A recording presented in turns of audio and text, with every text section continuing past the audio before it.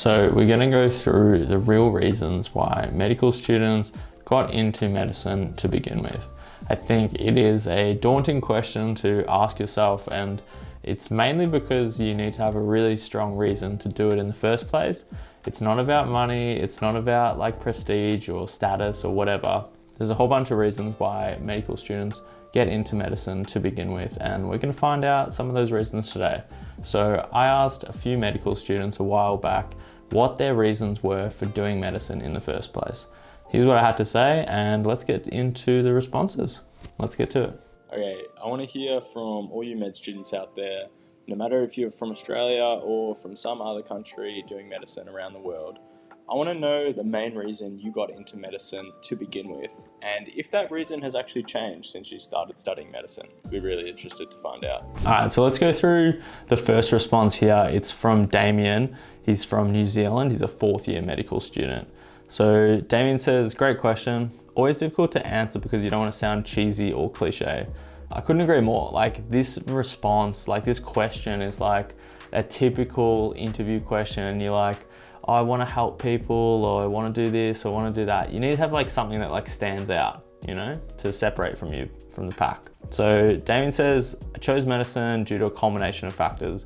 My father was a general and vascular surgeon. So growing up, I was always around hospitals. I always thought it was cool just walking in the group of doctors when I was little on the Saturday ward round before I got dropped off to my footy. That's so cool. I mean, I had a similar experience for, I think one of the surgeons who I used to work with, they used to do that thing with their children, and they used to take them in on the weekends for the ward rounds and see the patients and stuff. And I was like, that's kind of interesting. Like you just forget that these people have like, real lives and like are real people and have their own experiences and families and stuff outside work.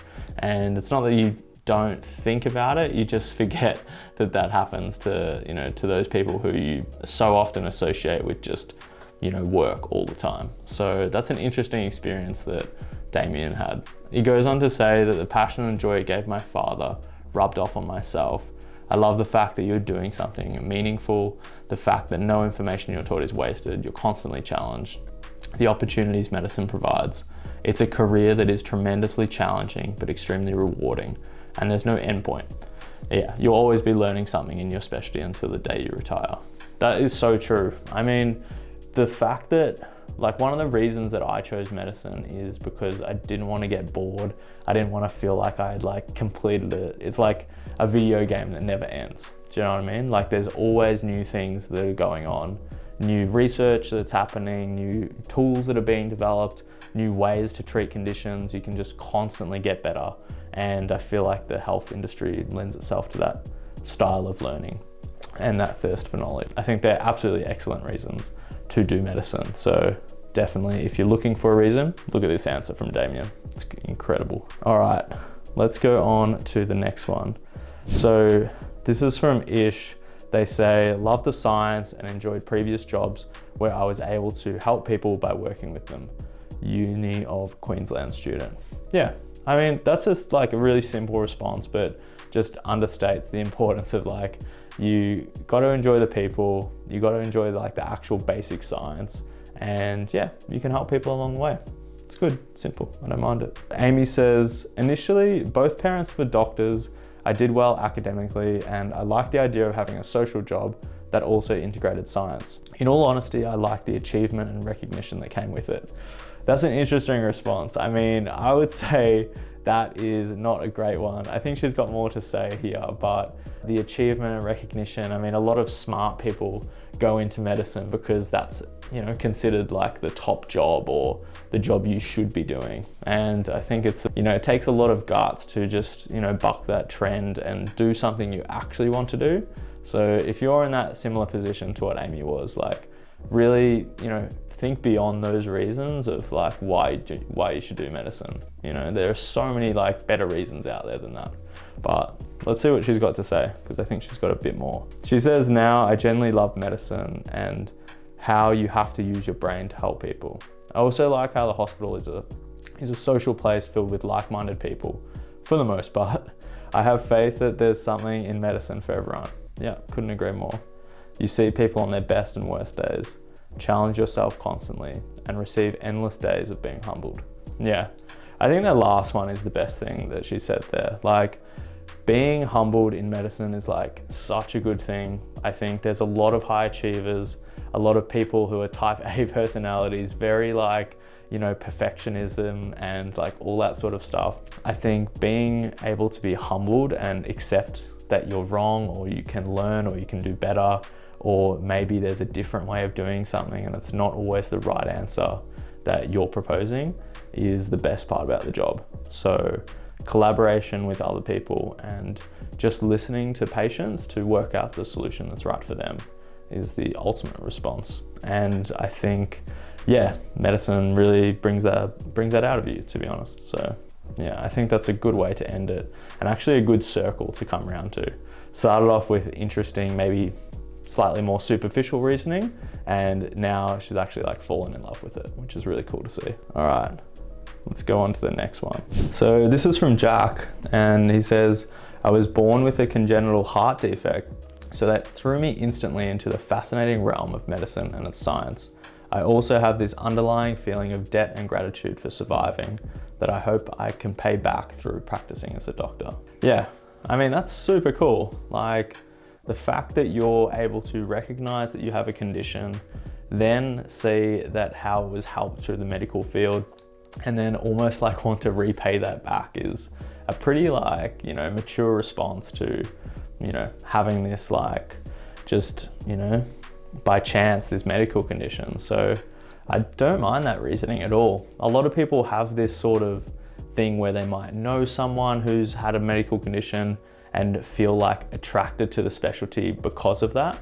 And it's definitely not a bad reason at all to do it. And it's like really deep down because it's a passion that's like from either their family member or their friend, or in Jack's case, himself. So very interesting reason to do it, but it looks like it's a pretty strong reason for him. All right, this next one is a video response. So let's hear what Jessica has to say. So I got into medicine because I started my grad year as a nurse, and I really hated how toxic some of the doctors were, not just towards the other doctors, but also to other professions who were working alongside them, and to the patients as well. Some of the things that these doctors would say were discouraging, is a nice word.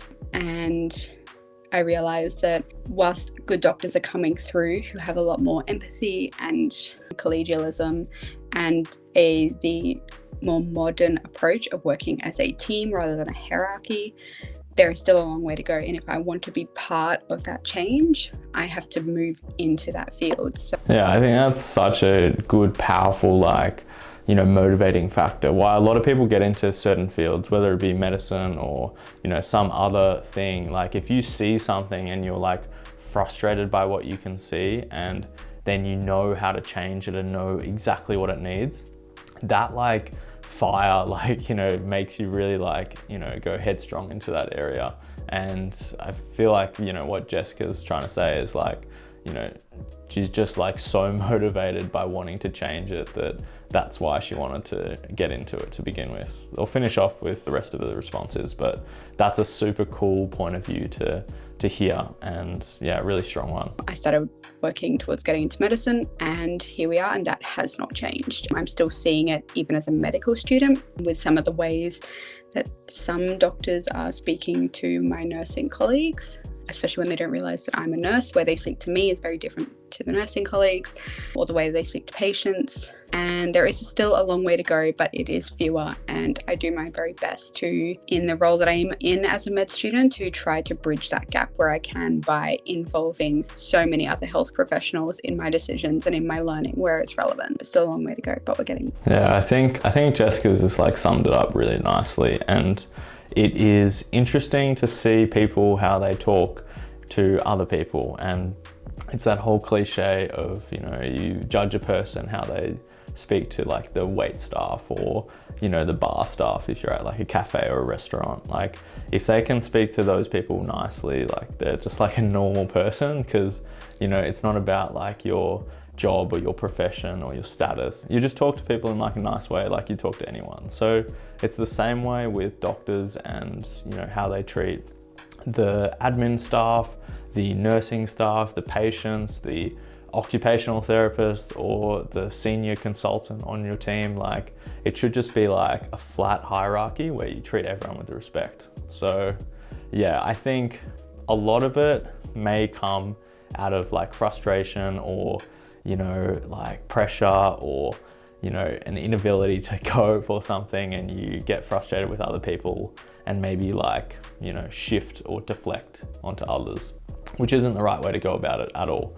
But yeah, I think, as Jessica said, like, long way to go, but definitely heading in the right direction. And if you want to be part of the change, then the best thing to do, as Jessica has done, is just get into it and, you know, make the change that you want to see, which is really, really cool. Let's go on to C. This is their response. So they say, I was always interested in med, but I thought I was too dumb. Nearly didn't graduate high school. Yeah, I always thought I was dumb. I still think I'm dumb, but I don't think medicine is for like the smart people. I think, you know, you definitely get into medicine and realize there's a lot more to it than just academics. So I think C's onto something here. What C did was they picked a completely different undergrad degree, ended up on uni exchange in a developing country. One of my classmates had a really bad accident, and we just didn't have the resources or training to look after her and get her back home safely. Her outcomes would have been much better if we'd been a developed nation, or just been somewhere that spoke English so we could communicate that we needed help. It was pretty horrific to witness and be a part of, but it gave me the drive I just needed to see if I could get in, because A, I never wanted to be in a situation where my lack of training potentially impacted on another's life, and B, because I wanted the ability to bring the resources we needed then to people when they need it. I mean, that's an incredible story. I hope your classmate is okay. I'm not sure what sort of situation it is. They don't really go into it, which is completely fair. But I don't know. I think it's an interesting reason, because I like the fact that they want to bring resources to people when they need it. But this first point is interesting. I never want to be in a situation where my lack of training potentially impacted on another's life. I think that, I don't know, I mean, I'm not here to like critique people's reasons, but I just genuinely giving my thoughts. And it's an interesting point of view, because I think, yes, you want to be the best and as good as everything as you can to give yourself and other people the best opportunity at, you know, being safe or healthy or like successful or whatever. But I don't know if you're ever going to get into a situation where you're going to be the best at everything to essentially, you know, prevent any situation like this from happening. There's definitely going to be situations that arise that I won't be able to deal with, no matter how much training or anything that I put in. So having the ability to be humbled and accept that you need to ask for help. It seems that they were in like a bit of a sticky situation, and I mean, I don't really know too much about it, but yeah, it's a good reason. It's a strong reason for doing medicine, but I like the second point more, I think, to be honest. And then C goes on to say, now I do think about her most days, but also love the work and the problem solving and getting to chat to people from every walk of life. I love that it's a mix of cognitive work and hands-on procedural tasks. When I'm rotating with teams that function well, I love seeing everyone's different professions and knowledge and skills come together for each patient. Yeah, I think that ties in really nice to maybe what I didn't get first off with the first point, and it's the fact that you can work as a team to collectively get to an end goal, and realizing that, hey, I'm really good at this, but really bad at that. But that other person might be so much better at that task that I'm not good at. And you can almost substitute them in, and you together make a better outcome. And I think that's a really good point to highlight, is that, you know, that's why there's a cardiology team, that's why there's an orthopedic team, an emergency team, an ICU team. Everyone has their own areas which they're good at. And yeah, it's just about finding your flock and going from there. All right, so we're gonna go on to this next one. This is from Jess. She's a med student from Adelaide in South Australia here. And then she's given a little wavy hand. So wavy hand back to you, Jess. Thanks for answering this. She says, I'm in year 5/6 of my degree. I realized I wanted to go into medicine quite late compared to the other peers I've spoken to. It was always something in the back of my mind that I wanted to do since I was younger. after being admitted to a pediatric ICU for a while. There you go. There's that like whole thing about having like that, you know, personal experience with the medical field and then feeling like they want to give something back or be a part of it. So it's a really common theme that you see amongst like a lot of health professionals, doctors, nurses, whoever. Then she says, the doctors and nurses were all so inspiring and really helped me through a tough time in my life, and I wanted to be that person for someone else. There you go. It didn't entirely click for me that I wanted to be a doctor until I was late in year 10. Reflecting on this now, I'm nearing the end of my degree and have had quite a lot of clinical exposure. And I think it's still a reason I want to be a doctor, but there's also lots of other reasons that have stood out to me.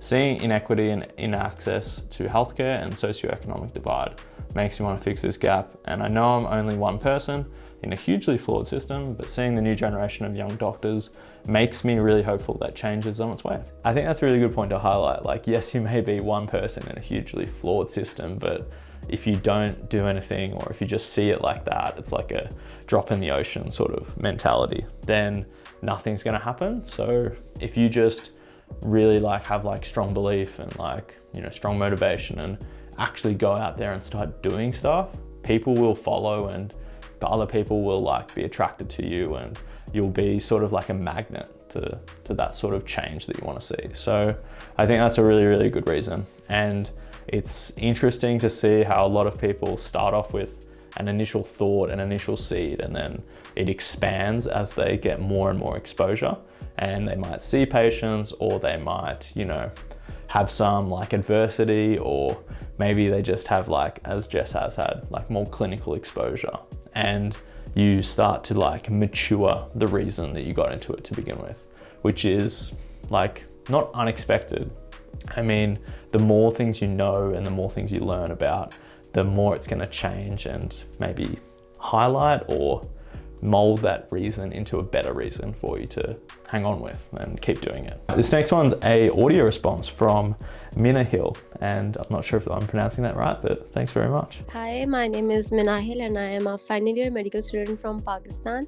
And the reason why when I started medicine was just solely the pressure of my parents. Like, they were, since childhood they were asking me to go into this field, and it's very hyped up in our country, just like any other country. So I was basically, when I joined the medical school, I was basically under the influence of my parents a lot, but as time passed and I started liking medicine, and now the reason why I am planning to pursue this as my career is because I really love being with patients and watching them getting better, and also the novel aspects of medicine. Every day there's a new drug coming up, or new disease coming up, new pathophysiologies are being discovered. So this aspect of medicine really intrigues me. So yeah, and I also like spending time with my patients and watching them get better. This is really an adrenaline boost to be in the hospital and be with the patients and treat them in the best possible way. Thank you. No, thank you. I mean, that's interesting, like adaptation and maturation of like that reasoning, right? Like, you start off with maybe a terrible reason to get into any specialty, let alone medicine, is like parental pressure, or, you know, a big push because someone wants you to do it. Not your reasons, but someone else's reasons. And then, like, just because it's worked out in a great way for Minna Hill, it's like they have just, you know, fell in love with the profession and like seen the upside of, you know, how awesome it can be to like see patients and, you know, see how they change. And it's a very satisfying experience, I think, for a lot of people when you get someone in like a terrible state. Maybe it's a decompensated chronic medical condition or an acute injury that they've never had before, and then you fix them and then you're able to send them home. I mean, it's very satisfying to be a part of the whole process, if not just a small step in that process, and to help that person along their way and get back to their, you know, normal life, whatever they want to do. It's a really cool thing to be a part of. All right, Mike, we've got a response from Mike. It says, University of Melbourne, MD here. Got in it for the money and security. Hasn't changed since I'm in MD1, but I can't imagine it will. I was making peanuts as a psychologist. That's hilarious. I mean, to just be really upfront, honest and frank with it. I mean, they're not wrong. Like, money and security is definitely a big part of medicine. You will never go out of work as a doctor, and sure, jobs might be competitive and everything like that, but there is always work for a doctor. And one of the interesting things, I was talking to, some other family members, some other friends about it, is that if I wanted to do overtime or if I wanted to pick up extra shifts or whatever it is, there is always work to do. I mean, medicine is a 24-hour service and you will never run out of work to do. And I'm constantly, like every single day, I have offers to do locum shifts in this state or that state and at this hour. And they're like always at very, very high rates, like exorbitantly high. And you will be able to earn more if you wanted to work more. And a lot of people like don't have that ability, and they might have a job scarcity rather than a job security sort of thing. So it's an interesting point of view. I'm not sure if Mike did that or said that in the interview rather, but I'm glad they're being honest here. And I don't think it's a bad reason, but I think it's ultimately, should be a part of something more. And, ultimately it should be like a job that you like and enjoy and have a bigger reason for it other than that, but I'm glad they're being upfront. All right, so that's the end of the first part of this video. There's a few more responses to go, so we'll get to them in the next part. But I guess it's a really interesting way to hear from different people from different, parts of Australia or different parts of the world as well. There's a few different people in there, and seeing why they got into medicine in the first place. And there's a few people who got in who were into nursing and they explained why they wanted to do that. And it's kind of cool to hear from different people and their different reasonings. If it's blunt and to the point and really direct, and that's really cool. Or, maybe it's something different or something secondary or tertiary that you may not have actually thought about. So if you're looking for a reason to do medicine, then definitely a good reason to watch this video and the next part as well.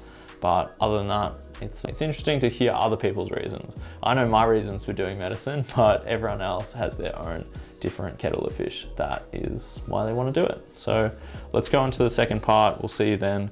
Other than that, we'll see you next time. Bye.